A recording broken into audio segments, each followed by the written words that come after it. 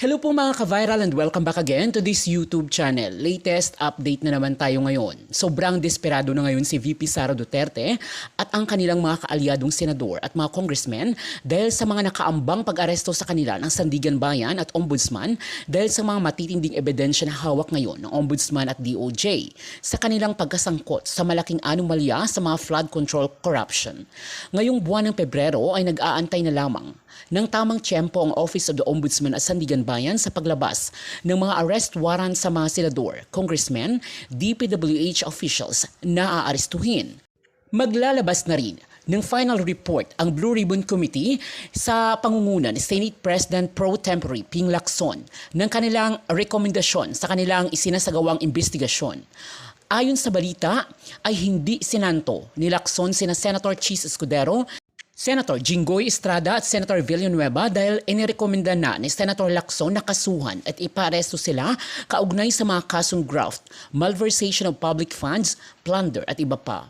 Mukhang nininervyos na ngayon sina Senator Escudero, Jinggoy at Villanueva na maaari nilang kahihinatnan sa susunod na mga araw.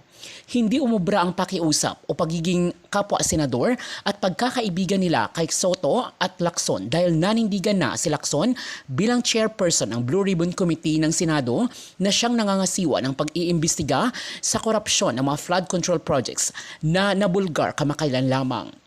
Nabunyag din na kinausap di umano ni Senator Amy Marcos at Senator Alan Peter Cayetano na bahagi ng minority senators si Senator Loren Legarda upang maging Senate President. Subalit tumanggi umano si Legarda dahil nirerespeto umano niya si Soto at ang mga kasamang senator sa majority group. Kinumpirma mismo ni Soto sa isang media interview na may mga nagbabalak na palitan siya bilang Senate President at inoffer umano kay Senator Loren Legarda ang posisyon na ito. Bahagi umano ito sa mga plano ng kampo ng mga senador na kaalyado ni VP Sara Duterte nang sa ganoon ay magbabalik si Marcoleta bilang chairman ng Blue Ribbon Committee. Maliligtas sina Escudero, Jinggoy at Villanueva na makakasuhan at ngayong ipinasa na sa Kamara ang ikalawang impeachment ni VP Sara Duterte ng mga grupong Magdalo, Akbayan, Makabayan Black at iba pang mga grupo sa Kamara ay malaki di umano ang posibilidad na makakapasa ito at makakuha ng 1/3 ng mga boto sa plenaryo sa Kamara. At ang susunod dito ay ipapasa na ito sa Senado bilang impeachment court na siyang maghahatol sa nasabing i-impeach. At kung kaalyado nila ang majority ng mga senador ay matutulad ang mangyayari sa ginawa ni Escudero sa impeachment ni VP Sara noong 19th Congress kung saan dinelay at hindi kaagad inaksyonan ng impeachment court hanggang dineklara ng Supreme Court na unconstitutional ang pagpasa ng impeachment na di umano'y nilabag ang 1-year bar rule ng Constitution. Mukhang desperado na ngayon ang kampo ni VP Sara at ang mga senador na malulusutan nila ang kaliwat kanan ng mga kaso nila. Ito, matindi rin talaga itong si Senador Ping Lacson, mga kabunyog, mga kababayan, ha? Ano yan, ha? Si Senador Ping Lacson, siya ang chairman ng Blue Ribbon Committee. O ngayon, naglabas ngayon, kahit partial pa lang, ibig sabihin hindi pa buo. Pero sa partial report ng Senate Blue Ribbon Committee na inilabas ngayon, inilabas ni Senador Ping Lacson, talagang lantarang sinabi sa report ng Blue Ribbon na nire-recommenda nitong kasuhan si Senador Chis Escudero, si Senador Jinggoy Estrada, Senador Joel Villanueva, at ang iba pa. Ang iba pa na yan, siyempre si Saldico, si Bong Revilla, si Lamani Bunuan, pero ang matindi itong tatlo. Imagine niyo mga kabunyog, Blue Ribbon ng Senado magre-rekomenda na kapwa mo senador kasuhan. Mabigat 'yan. Mabigat 'yan. Kumbaga, talagang pinaninindigan ni Senador Ping Lacson na siya bilang chairman ng Blue Ribbon, wala siyang papalibrehin. Kahit pakapwa niya senador yan. Kung mayroong ebidensya at testigo, ire-rekomenda nilang kasuhan yan. Ito na. Kaya siguro nagmamaniubra ang mga minorya Di ba balitang-balita na nagmamaniubra yung minorya palitan si Senate President Soto? Siyempre, pag napalitan si Senate President Soto, mapapalitan ng Blue Ribbon, baka babalik si Marcoleta. Pag nakabalik si Marcoleta, wala, hindi na makakasuhan tong mga to. Kaya ang maganda ngayon mga kabunyog, mga kababayan, ang rekomendasyon ng Senate Blue Ribbon ay kasuhan si Escudero, si Villanueva, si Jingo Estrada at ang iba pa. Kumbaga, mahirap mabigat yan kasi imagine niyo Senate Blue Ribbon yan, isang komite ng Senado, tapos ang rekomendasyon kasuhan ang kapwa mo senador? Di ba mabigat yan? Pero wala talagang nakita ng Blue Ribbon sa pangunguna ni Senador Ping Lacson na mayroon ngang matibay na testigo at ebidensya sa mga ito, kaya dapat kasuhan. Yan ang rekomendasyon ng Blue Ribbon Committee sa Ombudsman. Nakasuhan itong mga ito. Mga kabunyog. Hindi tulad nung pinagmamalaki nila Amy Marcos at ni Marcoleta nung nagkaroon sila ng minority report, hindi nila rekomendang kasuhan, hindi nilang nirekomendang kasuhan, wala daw ebidensyang para kasuhan, si Jinggoy at saka si Escudero, sus naman. Naalala nyo yun mga kabunyog, mga kababayan? Nung nag-press con si Amy Marcos at si Marcoleta, ang rekomendasyon nila sa minority, hindi dapat kasuhan si Chis Escudero at saka si Jingo Estrada kasi wala naman daw sapat na ebidensya. Pero hindi. Yung totoong Blue Ribbon, yung kasing sa minority report, hindi naman report ng Blue Ribbon yun. Pero ito talagang report ng Blue Ribbon. Iniikot na sa mga senador na miyembro ng Blue Ribbon ang pagpapapirma. Kapag napirmahan na yan, ilalabas na nila yan. Yan mga kabunyog, mga kababayan. Kaya saludo talaga tayo kay Ping Lacson. Saludo tayo kay Ping Lacson kasi kahit mga kapwa niya senador, talagang nakalagay sa rekomendasyon, kasuhan. Ayan mga kabunyog, mga kababayan. Siguro natutunugan nila Chis yan, nila Villanueva, nila Estrada, natutunugan nila na mukhang talagang hindi magbabago ng tindig sila Senador Ping Lacson. Hanggat ang liderato ng Senado ay sila Soto at sila Lacson, talagang madidiin sila. Kaya nagmamaniobra sana itong minorya na matanggal si Lacson at saka si Soto. Inalok nila di umano si Loren Legarda. Inalok di umano nila si Loren Legarda. Yan ay pagtatapat ni Loren Legarda kila Soto. Nilapitan daw ni Cayetano at saka ni Amy Marcos si Loren. Ginamit na issue yung anak. Makakapayag ka ba na ang anak mo ay kakasuhan? Dapat maging Senate President ka na para hindi makasuhan ang anak mo. Yun daw yung ginamit na issue yung sa anak. Pero hindi pumayag si Loren. Loyal siya sa mayorya. Sa samahan nila Soto at Lacson. Kaya hindi tinanggap. Kaya yung maniubra ng minorya, kinakausap sana si Loren na ito na yung Senate President. Kaya ang kumausap daw si Amy Marcos at saka si Cayetano, hindi naman pumayag si Loren Legarda. Nakarating na kila Soto at saka kila Lacson. Sabi nila Lacson at sinila Soto, yan? Hindi naman nila madadala yan si Loren. Loyal daw yan sa majority, sa mayorya. Pero ang dito mga kabunyog, mukhang desperado na sila Chis Escudero, sila Jingo Estrada at Joel Villanueva. Gusto nilang mapalitan na ang liderato ng Senado para maprotektahan sila. Kasi nga, ito na umiikot na. Pinapapirmahan na ni Senador Ping Lacson yung report ng Blue Ribbon. Ilalabas na nila Pero pinakita na yung laman. Pinakita na yung laman ng report. Itong tatlo nga, nirekomendang kasuhan. Hindi lang sila. Pati si Bong Revilla, si Bunuan, Saldico, pati yung mga kongresista at mga officials ng DPWH. Maraming listahan. Kaya lang, ang pangunahin doon, itong tatlo. So ang nakakabilib dyan, mga kabunyog, imaginein mo, Senate Blue Ribbon, ibig sabihin, komite yan ng Senado. Tapos ang head niyan si Lacson. Ang mga members niyan, mga senador. Tapos ang rekomendasyon mismo ng komite nila, kasuhan ang kapwa senador nila, di ba mabigat yun? Nahirap yun eh. Magre-rekomenda ka na kasuhan ang kapwa senador mo. Kaya lang, kumbaga walang samaan ng loob eh.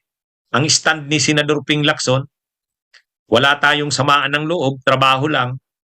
Oh. Kaya pilit sanang nagmamaniubra ang minority, ang minorya para mapalitan ang liderato. Kasi pag napalitan yung liderato, mababago na rin ang Blue Ribbon. Si Marcoleta na uli ang hahawak. Pag si Marcoleta ang may hawak ng Blue Ribbon, alam na. Alam na. Ha? Oh. Kaya ito mga kabunyog, mga kababayan. Pero ang maganda dito, hindi nagpapatinag sila Soto at Lacson. Kahit grabe ang mga maniobra kila Soto, kila Lacson, pinipilit na tanggalin, palitan bilang Senate President. At pag napalitan si Soto bilang Senate President, papalitan lang din ang chairman ng Blue Ribbon. Makakabalik si Marcoleta. Oh. Ang move sana ng kampo ng minorya, ibibigay kay Loren Legarda ang pagka-presidente ng Senado. Kasi si Loren, member ng majority eh. Bahagi ng mayorya si Loren Legarda. May siyam ngayon yung minorya, may siyam sila. O pag pumasok si Loren doon, lumipat si Loren, 10 na sila. O lilipat na rin yung magkapatid na Villar, si Mark at saka si Camille, didusi na. Kukumbinsihin nila ngayon si Jinggoy o kaya si Lito Lapid na lumipat din. 13 na sila. O kaya lang ang problema nila ito, wala si Bato. O, kulang pa sila ng isa. O, kaya hindi sila, tapos ito na nga, ang pinakamatindi nga, hindi nila nadala si Loren Legarda. Kasi ang stand ni Loren, sabi niya, ayaw niya, respetado niya ang liderato ni Soto at saka ni Lacson. Doon siya. Ayaw niyang sumama dito kila Aimee. Ang kumausap sana kay Loren si Aimee at saka si Cayetano. Oh. Pero bakit nila ginagawa yan? Marami na yan mga kabunyog. Gusto nilang magpalit ng liderato ng Senado para una mag-i-impeachment kay Sara. Mag-i-impeachment. Pag nakarating sa Senado ang impeachment, dapat ang Senate President kakampi nila, pro-Sara. Ay di ba yun yung sinabi ni Ruben Padilla kanina? Sabi ni Ruben Padilla, sasama siya sa pagpapalit ng liderato ng Senado dahil gusto niya ang mag-Senate President ng Senado ay pro-Sara. Kasi kailangan daw maprotektahan si Sara sa impeachment. Kaya lang, ang problema nila, yun na nga, ayaw pumayag ni Loren o hindi nila nadala si Loren. Ang palabas pa nga nila Cayetano at sa kanila Aimee Marcos, si Loren daw ang nag-alok. Parang si Loren yung lumapit sa kanila. Pero sabi ni Soto, baliktad daw. Sabi ni Lacson, ang kwento daw ni Loren, si Loren ang linapitan nila Aimee at ni Cayetano, yung dalawang kumausap. Kaya lang hindi pumayag si Loren Legarda. Kaya ang plano sana nila magpalit ng liderato ng Senado, dalawang purpose. Ang una, makaligtas itong tatlo, itong si Villanueva, Escudero at Estrada kasi kakasuhan na sila eh. Pangalawa, yung maging Senate President ay kakampi ni Sara para mapigil na naman ang impeachment katulad ng ginawa ni Chis Escudero noon. Oh, kaya lang yun na nga, hindi nakumbinsi si Loren Legarda. Ang matindi pa dito mga kabunyog, ang matindi pa dito, kahapon nagkaroon ng hearing ang Department of Justice. Iba namang kaso yun, plunder yun. Ang kinakasuhan doon sa DOJ ng plunder, ito si Jinggoy. Si Jinggoy at saka si Revilla. Pagkatapos si Bunuan. Yung tatlo. Hindi sumipot si Estrada doon. Mayroon pa siyang pagkakataon sa February 12. Dalawang araw yan February 2 at 12. Pagkatapos niyan, magdidesisyon na ang DOJ kung kakasuhan sila Jinggoy. Kaya sinabi ko na ngayong February, makakasuhan na ito. Makakasuhan na ito si Jinggoy Villanueva. Baka mahuli-huli si Cheese. Baka mahuli-huli si Cheese. Kaya ano ito, mga kabunyog, maganda naman at ang Blue Ribbon, kahit grabe ang ginagawa kay Soto, hindi nagpapatinag si Soto. Saka si Lacson. Ngayon, sobrang binabasto si Soto. One Bull University daw, Itbulaga. Pero saludo tayo kasi matatag sila Soto at Lacson. Katulad niyan, kung iba-iba maaalangan kasuhan ang kung iba-iba maaalangan magrekomenda na kasuhan ang kasamahan nila.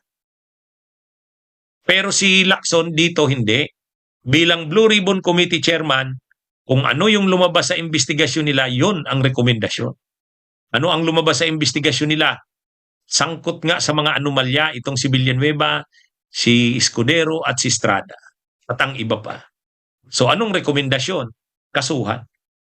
Ayan, mga kabunyog aabangan natin to sa susunod na mga araw. Mukhang magiging alam nyo, ay di ba sinabi ko, itong buwan ng Pebrero, grabe tayong aabangan. Yung impeachment ni PBBM, sa tingin ko matatapos na yan bukas. Papatayin na yan bukas ng mga kongresista. Sa ang gagawin na kasi ng mga kongresista, maghahanda na kay Sara. Doon sila pupukus kay Sara. Alam nila mabigat yung gagawin nila kay Sara Duterte na pagdinig Maraming ebidensya, maraming testigo doon kay Sara, kaya mahahabaan yun. Sa tingin ng mga kongresista, walang sufficiency in substance. Kaya ako nakikita ko bukas, pag nagbutuhan, patay na ang impeachment kay PBBM. Anong gagawin? Mga kalagitnaan ng February, magsishift na yan, Sara na.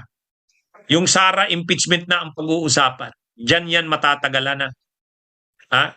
At darating yan, pag nakalusot yan sa Kamara ang impeachment ni Sara, darating sa Senado. Kaya ang gusto ng mga Duterte, mapalitan na ang Senate President. Hindi lang yun dahil kay Sara, dahil din sa kanila dito sa tatlong ito. Siyempre, itong sila Villanueva, sila Estrada at sila Escudero.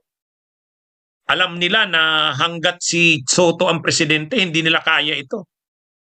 Maraming beses na nilang sinisindak si Lacson, hindi naman nila nasisindak. Sinisindak ni Aimee, sinisindak ni Marcoleta. Wala naman, hindi naman nagpapasindak si Lacson Pati nga si Pangilinan, pumapalag na kay Marcoleta sa issue ng China. Kaya yung mga yabang nila Marcoleta, hindi umuubra. Lalo na dito sa susunod na mga araw. Itong susunod na mga araw, pag nakarating sa Senado ang impeachment ni Sara, grabe yan mga kabunyog, mga kababayan. Of the Philippines, Mr. President, the very least that we should do as a Senate is rally behind our Department of National Defense and our men in uniform who risk their very lives to defend the West Philippine Sea, Mr. President. So the actuations of Commodore Tariela may find discomfort with some of our colleagues, and we will respect that. But our defense establishment and our armed forces have spoken. And I believe senators must rally behind and defend and support our defense establishment in view of the aggression and of China in our sovereign waters and our exclusive economic zone, as well as our continental shelf, Mr. President. I will go to that point, Mr. President. But we can also draw lessons from the experiences in the Philippine Sea. In 2008, Malaysia and Indonesia had a naval standoff when Indonesia found oil and gas in Ambalat Field and Ambalat East, and Malaysia offered the same areas as Black, ND6, and ND7. To de-escalate, they agreed to a moratorium in 2009. Last year, their national petroleum corporations agreed on a joint exploration and development. We ourselves are experienced in cooperation in the Philippine Sea. Let me show another map. This is the last map, Mr. President.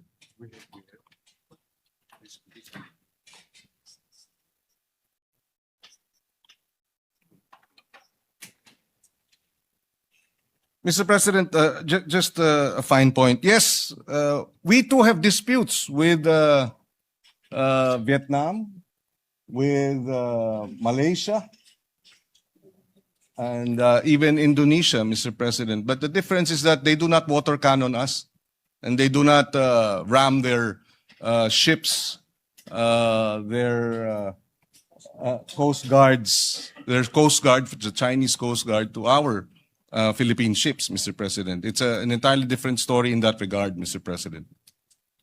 Let me show you this map, Mr. President. This map is from the US-funded think tank Asia Maritime Transparency Initiative, or AMTI.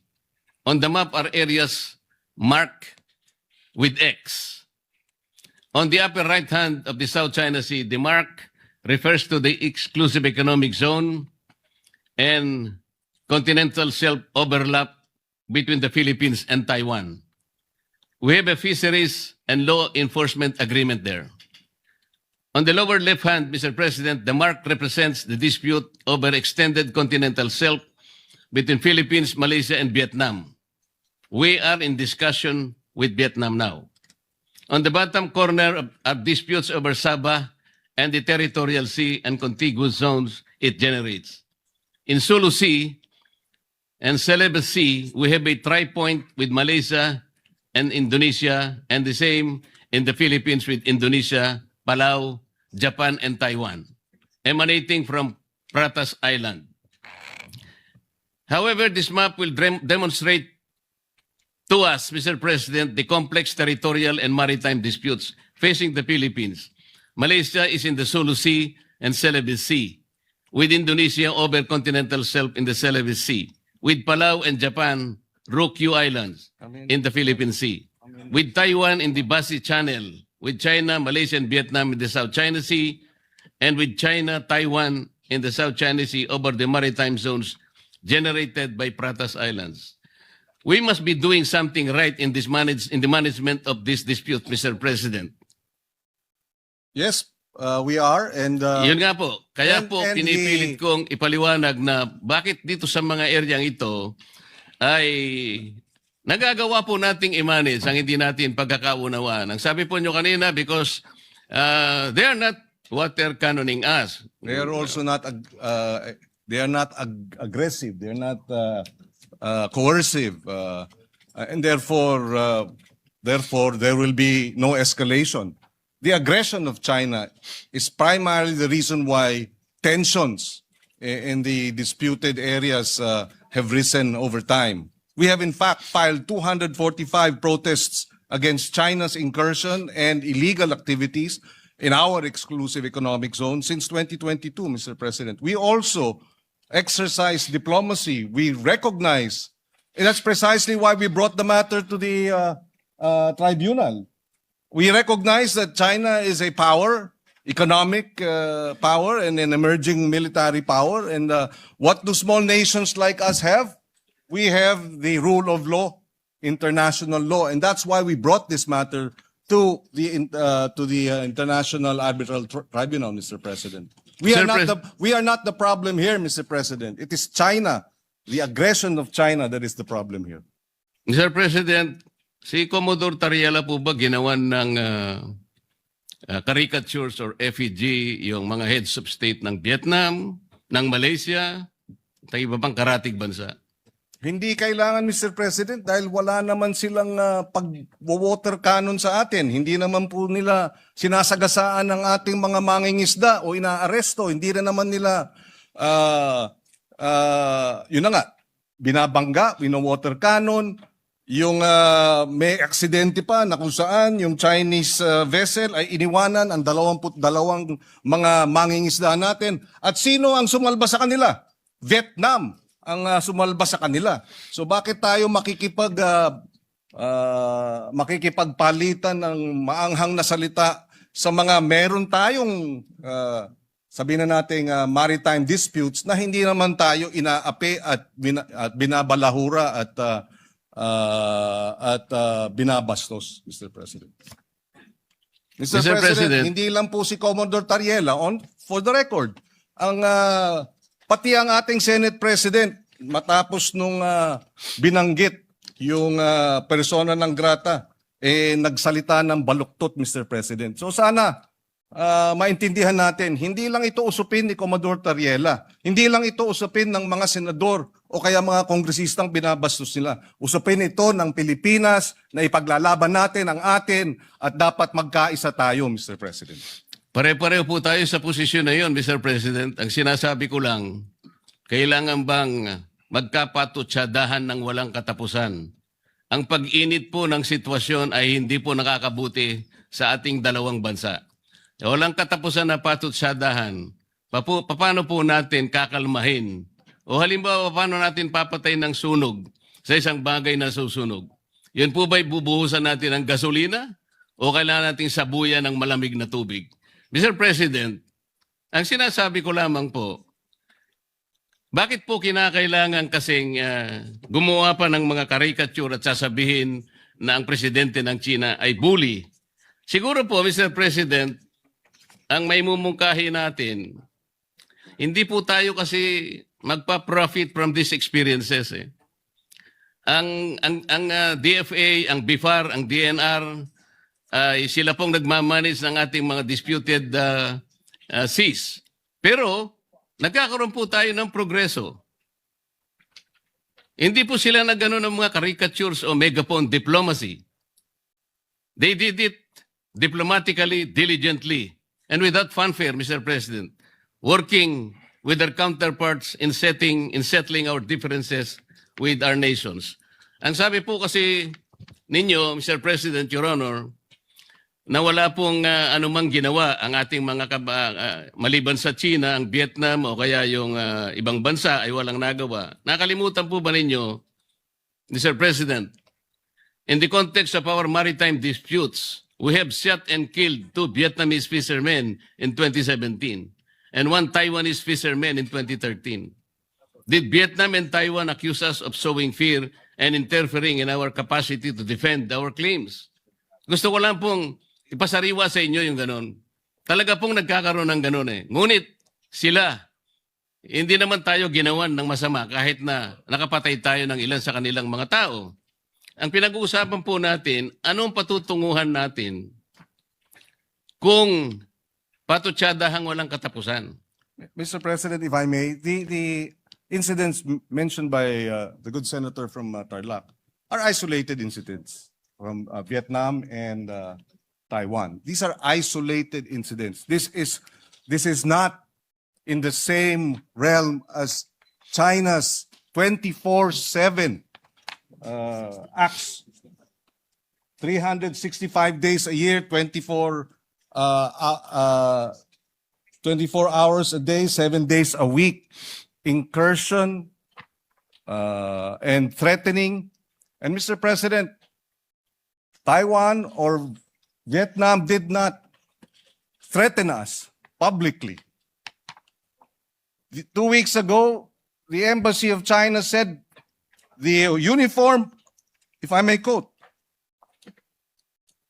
a word of advice to relevant individuals in the Philippines, immediately stop making provocations and stop confusing right and wrong, or they will pay the price for what they did. Embassy officials sa Pilipinas, tinatakot tayo. Tama ba yun? So again, Mr. President, yes, we have had these incidents with Vietnam. Oo, meron tayong naging insidente sa Taiwan, pero isolated incidents. In fact, yung sa Taiwan, iisa lamang ata sa loob ng 20 taon. Yung sa Vietnam ata, iisa rin lang siguro sa 10 taon. Hindi iba. Sa China, araw-araw tayong hinaharas, araw-araw tayong nandyan, nagtayo na nga ng kanilang airport, artificial islands, lantaran, Mr. President. So, apples and oranges ang pinag-uusapan yung insidente natin with our neighbors like Vietnam and Taiwan compared to China. Ibang-iba po. Isolated or otherwise, Mr. President, nakapatay tayo ng kanilang tauhan. Ilan po ba ang pinatay ng China sa atin? Meron po ba? Well, Mr. President, may naputulan ng hinlalaki. At yung 22 sinagasaan ng Chinese vessel at iniwanang mamatay, kung hindi sinalba ng Vietnamese fishermen, namatay na yung mga yun. So, Ilan po ba, Mr. President, ang sinalba ng China kamakailan? 17 Filipinos. 17 fishermen. at Ano po ang nagpapasalamat ginawa tayo. ni Commodore Tariela? At He was very nagpapasalamat tayo. condescending, Mr. President. Imbes na pasalamatan niya ng buong puso sapagkat 17 mga kababayan natin ang naisalba. Yung kanyang pagpapasalamat na ginawa is condescending, Mr. President. Uulitin Let ko. me suppose that the embassy that is challenging your position, Mr. President, is questioning your knowledge. What if the Vietnamese or Malaysian, what if China tells the Philippine embassy in Beijing not to post or publish views that contradict the international law opinions of Chinese officials? Would that be acceptable to the Philippines? I'm sorry, Mr. President. I beg your indulgence. You are saying that if Vietnam publishes, sorry, I missed the No, the last- what if China